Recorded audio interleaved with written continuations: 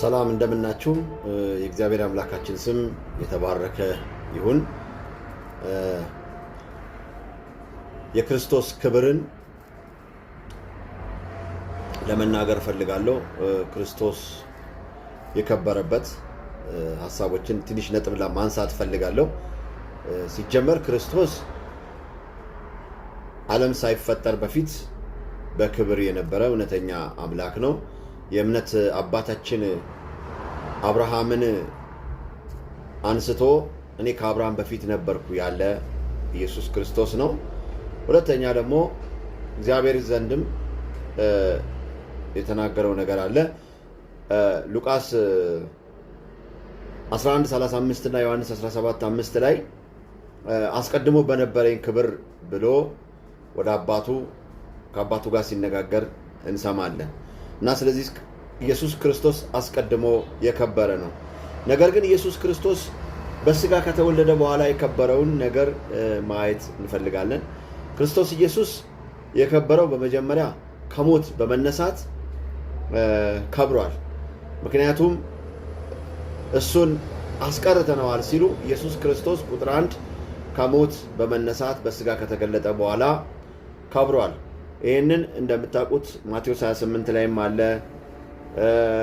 ዮሐንስ 20 ከቁጥር 24 ጀምሮም ባለው ላይ ታገኛላችሁ።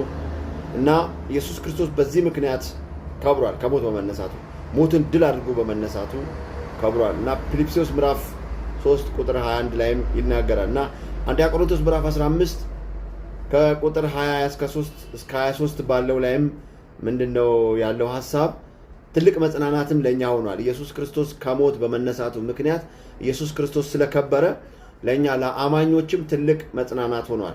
ስለዚህ ትንሣኤ ከሌለ እኛ ከሰዎች ተለይተን ምስኪን ነን ጳውሎስ ስላለ ለኛ ትልቁ ተስፋችን ነው። ትንሣኤው ደስታችን ነው።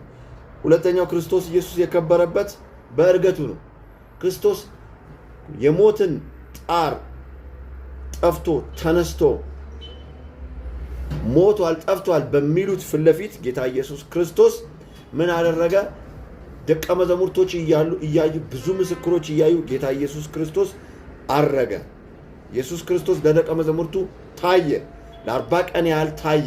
መነሳቱን ነገራቸው፣ ሰበካቸው፣ ስለ እግዚአብሔር መንግሥት አስተማራቸው፣ ስለ ራሱ ነገራቸው። ከዛስ እያዩት አረገ። ይህንን ሐዋርያት ሥራ ምዕራፍ 1 ከቁጥር 9 እስከ 11 ባለው ላይ እያዩት ደመና መታ ሰውራ እንደወሰደች እናያለን። እና እሱ ይህንን